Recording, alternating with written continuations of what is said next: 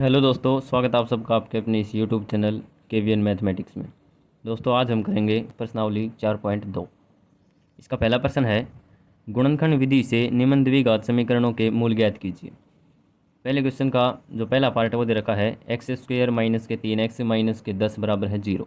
इसमें हमने मूल बताने हैं और किस विधि से? गुणनखंड विधि से। मूल का मतलब होता है कि x का वो मान जो इस पूरे समीकरण को 0 के बराबर कर दे। यानी कि x का मान अगर रखेंगे तो ये सारा किसके बराबर होना चाहिए? 0 के बराबर होना चाहिए। वो होता है मूल। इसका मतलब हमने x का मान निकालना है। गुणनखंड विधि में हम क्या करते हैं कि एक्स स्क्वेयर का जो भी गुणांक दे रखा है उसकी गुणा किससे करते हैं? सी वाले से, यानी कि जिसमें x नहीं है उससे गुणा करते हैं। तो एक्स स्क्वेयर का जो गुणांक है वो है 1 यहाँ पे, और जो अचर पद है यानी कि जिसमें x नहीं है वो है 10। तो 10 की गुणा 1 से करेंगे तो क्या जाएगा? 10 है, और ये माइनस का दे रखा है तो माइनस का 10। और जो बीच वाला पद है यानी कि x का गुणांक वो कितना है? माइनस के 3। तो हमने इस तरह से गुणनखंड बनाने हैं किसके? 10 के, ताकि जिनके गुणा तो हो माइनस के 10 और उनका जोड़ हो माइनस का 3। तो हम कैसे लिख सकते हैं? जैसे 5 दूनी 10, तो 5 गुणा में 2। अगर 5 के गुणा 2 से करेंगे तो कितना आ जाएगा? 10 है। इसमें माइनस का 10 दे रखा है, तो इसमें हम क्या करें? माइनस का 3 कर दें, माइनस का 5 कर दें इसको। अब माइनस के 5 के गुणा अगर 2 से करेंगे तो किसके बराबर हो जाएगा? माइनस के 10 के बराबर। और माइनस का 10 और प्लस का 2 अगर इनको जोड़ेंगे तो किसके बराबर हो जाएगा? माइनस के 3 के बराबर। हमने इस तरह से इसके गुणनखंड करने हैं। तो देखिए इस समीकरण में एक्स स्क्वेयर माइनस के 3x को मैं क्या लिख सकता हूँ? इस तरह से, माइनस के 5x प्लस का 2x और माइनस में 10 बराबर है 0। अब हमने क्या करना है? इन पहले दो में से जो भी कॉमन आता है वो लेना है, और आगे दो में से जो भी कॉमन आता है वो लेना है। इसमें से अगर हम कॉमन लेंगे तो x कॉमन आता है, तो यहाँ से बचेगा x माइनस का निशान। इसमें से x हमने कॉमन ले लिया तो क्या बच गया? 5। इसमें से देखो क्या कॉमन आ रहा है? कॉमन आ रहा है इसमें से प्लस का 2। प्लस का 2 कॉमन आ रहा है तो इसमें से बच जाएगा x माइनस में। इसमें से अगर 2 कॉमन लेंगे यानी कि माइनस का 10 दे रखा है, इसको मैं क्या लिख सकता हूँ?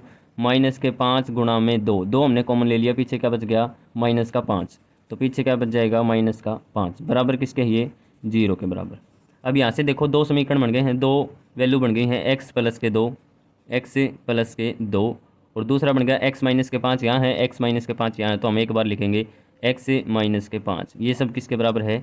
0 के बराबर। तो एक बार तो हम इसको 0 के बराबर मान लेंगे और एक बार इसको 0 के बराबर मान लेंगे, फिर हम x का मान निकालेंगे। तो x प्लस में 2 बराबर है 0, x माइनस के 5 बराबर है 0। एक बार हमने इसको 0 के बराबर मान लिया, एक बार हमने इसको 0 के बराबर मान लिया। यहाँ से अगर x की वैल्यू निकालेंगे तो कितना आ जाएगा? माइनस का 2। और यहाँ से अगर x की वैल्यू निकालेंगे तो x की वैल्यू आ जाएगी इस साइड आके, ये प्लस का हो जाएगा, प्लस का 5। तो x की वैल्यू एक बार तो आगे माइनस के 2 और एक आगे माइनस के 5। इसका मतलब ये है अगर x की वैल्यू हम माइनस के 2 रख देंगे तो ये पूरे समीकरण को 0 बना देगा। अगर x की वैल्यू हम 5 भी रख देंगे तो भी ये पूरे समीकरण को क्या बना देगा? 0 बना देगा। तो हमने इसके मूल निकालने थे, मूल हो गया माइनस के 2 और मूल हो गया प्लस का 5। इस तरह से इस क्वेश्चन को हमने करना था। भाग नंबर 2 दे रखा है 2x² प्लस में x माइनस के 6 बराबर है 0। इसको हमने गुणनखंड विधि से हल करना है और इसके मूल ज्ञात करने हैं, यानी कि x का मान निकालना है। x का मान वो होता है, यानी कि मूल वो संख्या होती है x का मान जो पूरे समीकरण को 0 के बराबर कर दे। तो हमने इसमें x का मान निकालना है, गुणनखंड विधि से करना है। गुणनखंड विधि में हम क्या करते हैं? x² का गुणांक और जो जिसमें x नहीं है, अचर पद है, उनकी तो करते हैं गुणा। तो 2 की माइनस 6 की गुणा करेंगे तो हो जाएगा माइनस के 12। और बीच वाला पद कितना है? x, यानी कि x का गुणांक कितना है? 1। तो हम यहाँ पे लेंगे x का गुणांक। तो हम जो ये 12 आया है इसके दो गुणनखंड इस तरह से बनाने हैं ताकि इनकी जो गुणा हो वो तो हो माइनस के 12, और जो जोड़ हो वो कितना होना चाहिए? प्लस का 1। तो जैसे हम लेते हैं 4 और माइनस का 3। 4 की और माइनस के 3 की गुणा करेंगे तो माइनस के 12 के बराबर आएगा, और 4 और माइनस 3 को अगर जोड़ेंगे तो ये कितना आएगा? 1 के बराबर आएगा। तो यहाँ हम लिखेंगे 2x²। अब प्लस का x, इसको हम क्या लिख सकते हैं? प्लस का 4x और माइनस का 3x। 4x में से हम 3x घटाएंगे तो अकेला x बचेगा, तो इसको हम क्या लिख सकते हैं? 4x माइनस का 3x। आगे दे रखा है माइनस का 6 बराबर है 0। अब देखो इसमें लेते हैं पहले 2 और इसमें भी लेंगे आगे वाले 2। इनमें से जो भी कॉमन आता है वो कॉमन लेंगे और इनमें से जो कॉमन आएगा वो कॉमन लेंगे। अब इसमें से कॉमन आता है 2x। 2x हमने कॉमन ले लिया तो इसमें से क्या बच जाएगा? x प्लस में 4x में से हमने 2x कॉमन ले लिया तो पीछे कितना बच जाएगा? 2। आगे देखिए इसमें से आता है माइनस का 3 कॉमन आता है। अगर इसमें से माइनस का 3 कॉमन ले लिया तो पीछे क्या बच गया, x माइनस का निशान। 6 में से भी हमने माइनस का 3 तो कॉमन ले लिया, पीछे कितना बच जाएगा, प्लस का 2। माइनस तो हमने कॉमन ले लिया तो पीछे प्लस का बच जाएगा। और 6 को हम क्या लिख सकते हैं, 3 गुणा में 2, जबकि हमने 3 तो कॉमन ले लिया, पीछे क्या बच गया, 2। बराबर में दे रखा है 0। तो यहाँ दो तरह के बन गए भाई, 2x माइनस का 3, 2x माइनस का 3 बराबर है 0। एक बार हम इसको 0 के बराबर मानेंगे। दूसरा है जो अंदर वाली क्वांटिटी है वो x प्लस 2, x प्लस 2, तो ये दे रखा है x प्लस 2। एक बार हम इसको 0 के बराबर मानेंगे। इसको अगर हम हल करेंगे तो यहाँ दे रखा है 2x, ये माइनस का 3 था, परली साइड आके किसका हो जाएगा, प्लस का 3। तो x का मान यहाँ से निकालेंगे तो यहाँ दे रखा है 3, और ये 2 यहाँ गुणा में था तो दूसरी साइड आके भाग में हो जाएगा। तो x का मान एक तो हमारा हो गया 3/2। दूसरा हम निकालेंगे ये वाला, x का मान यहाँ से निकालेंगे तो ये प्लस का 2 था, दूसरी साइड आके माइनस का 2 हो जाएगा। तो एक हमारा x का मान क्या है, -2। तो हमने मूल बताने थे, मूल एक तो हमारा आ गया 3/2 और दूसरा हमारा क्या है, -2। इसका मतलब ये है अगर x का मान हम 3/2 रख दें तो ये पूरे समीकरण को 0 के बराबर कर देगा। अगर हम x का मान -2 भी रखें तो भी ये क्या करेगा, पूरे समीकरण को 0 के बराबर बना देगा।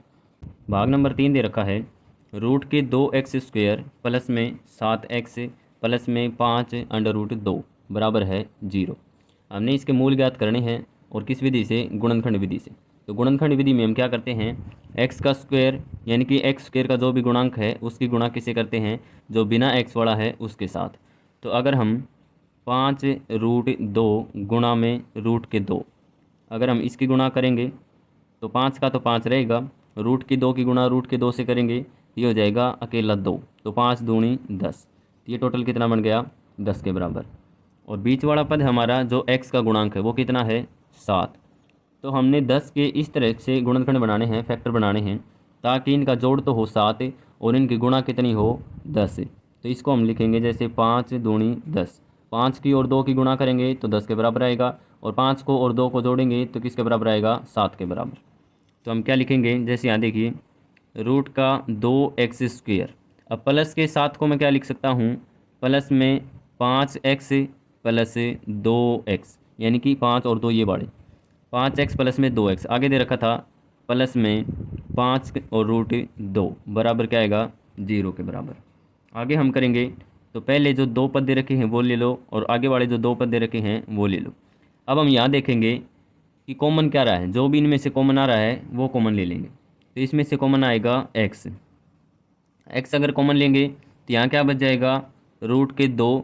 x² था, एक x हमने कॉमन ले लिया, यहाँ 2 बचेगा √2, और पीछे क्या बच जाएगा, x प्लस में x हमने कॉमन ले लिया, पीछे क्या बच गया, 5। अब हम देखेंगे इसमें से कॉमन क्या रहा है। इसमें से हम कॉमन लेंगे तो कॉमन आएगा, क्या आ सकता है इसमें, √2 कॉमन आ सकता है। 2 को हम क्या लिख सकते हैं, √2 गुणा में √2 किसके बराबर होता है, ये 2 के बराबर। तो हमने से इसमें क्या कॉमन ले लिया, प्लस का √2 कॉमन ले लिया। अब 2 में से हमने √2 तो कॉमन ले लिया, पीछे क्या बच गया, √2। तो 2 में से हमने कॉमन लिया था √2, तो 2 में से कॉमन क्या आ गया, √2। x इसमें गुणा में था तो यहाँ x साथ में आ जाएगा प्लस में, यहाँ √2 तो हमने कॉमन ले लिया, पीछे क्या बच गया, 5 बराबर है 0। गुणनखंड विधि से हम हल करते हैं तो आप एक बात का याद रखिएगा, जो भी अंदर संख्या आती है वो दोनों में सेम आनी चाहिए। अगर सेम आ रही है तो इसका मतलब ये क्वेश्चन हमारा सही है, नहीं तो गलत हो जाएगा। यहाँ है √2x और यहाँ भी है √2x, प्लस में 5 है, प्लस में 5, इसका मतलब दोनों बराबर हैं। तो यहाँ देखो x और प्लस का √2, तो x प्लस √2, एक बार तो हम इसको 0 के बराबर मान लेंगे। और अंदर क्या दे रखा है, √2x प्लस में 5, एक बार इसको हम 0 के बराबर मान लेंगे। यहाँ से अगर हम x का मान निकालेंगे तो ये प्लस का √2 था, इस साइड आके माइनस का √2 हो जाएगा। तो एक तो हमारा मूल ये निकल आया। दूसरा हम निकालेंगे x का मान, तो यहाँ √2 तो सेम रखेंगे, यहाँ प्लस का 5 था तो इस साइड आके ये माइनस का 5 हो जाएगा। यहाँ से अगर हम x का मान निकालेंगे तो इस साइड तो है माइनस का 5, और ये √2 यहाँ गुणा में था तो इस साइड आके भाग में हो जाएगा √2। तो एक x की वैल्यू हमारी क्या आ गई, -5/√2। इसका मतलब एक मूल तो ये होगा और दूसरा मूल ये होगा। इस तरह से हमने x का मान निकालना था। भाग नंबर 4 दे रखा है, 2x² माइनस का x प्लस में 1/8 बराबर है 0। इसमें हमने गुणनखंड विधि से हल करना है और इसके मूल ज्ञात करने हैं, यानी कि x का मान निकालना है। तो यहाँ दे रखा है 1/8। ये 1/8 नहीं रही, इसलिए हम क्या करें हैं, पूरे समीकरण को 8 से गुणा कर रहे हैं। तो यहाँ लिखेंगे 8 से गुणा करने पर, यानी कि 8 से गुणा कर दिया। 8 से गुणा करेंगे, 2 को 8 से गुणा करेंगे तो ये क्या हो जाएगा 16x² माइनस में x को अगर 8 से गुणा करेंगे तो ये क्या हो जाएगा 8x प्लस में 1/8 को अगर हम 8 से गुणा करेंगे तो 8 से 8 कट जाएगा, पीछे क्या बचेगा 1। 1 बराबर में क्या था 0। 0 का अगर हम 8 से गुणा करेंगे तो क्या रहेगा 0 ही रहेगा। अब हमने क्या करना है, गुणनखंड विधि में हम करते हैं जो x² का जो गुणांक दे रखा है उसकी गुणा करते हैं हम जिसमें x नहीं दे रखा है उसके साथ। तो 16 को अगर 1 से गुणा करेंगे तो क्या आ जाएगा 16। बीच में दे रखा है x का गुणांक माइनस का 8। तो हमने 16 के फैक्टर इस तरह से करने हैं, गुणनखंड इस तरह से करने हैं ताकि उनके जो गुणा बने वो तो बने 16 और जो जोड़ बने उनका वो बनेगा माइनस का 8। तो जैसे हम लेंगे माइनस का 4 और माइनस का 4।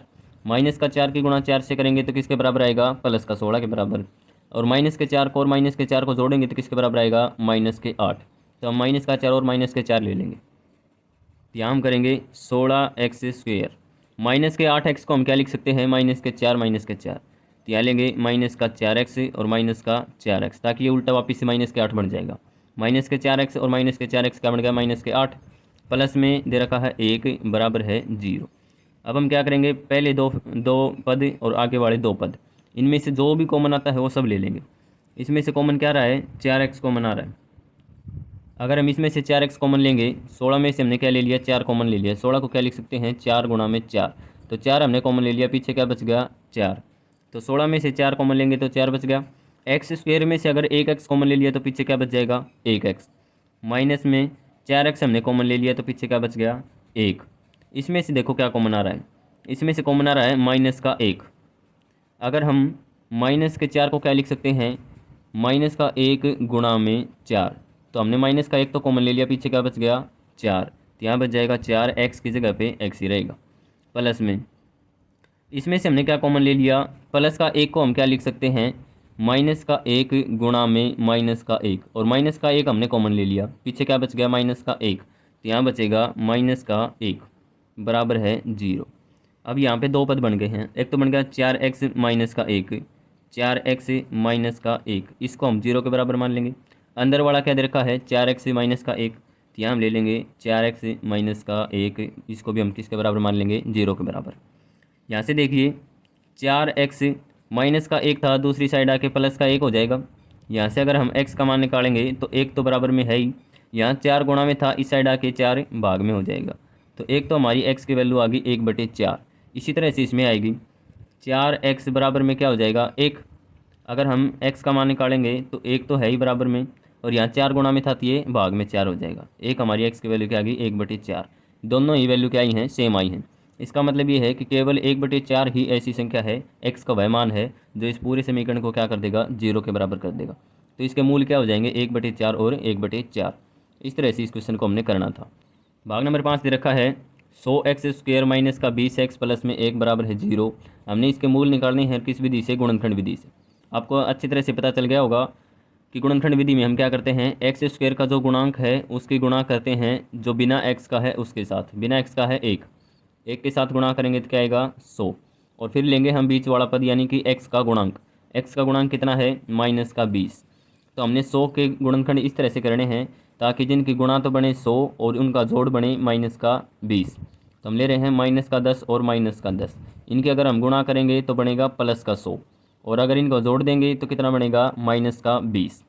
तो इस समीकरण में देखिए यहाँ दे रखा है 100x² माइनस के 20 को हम क्या लिख सकते हैं माइनस का 10x और माइनस का 10x, प्लस में दे रखा है 1 बराबर में 0।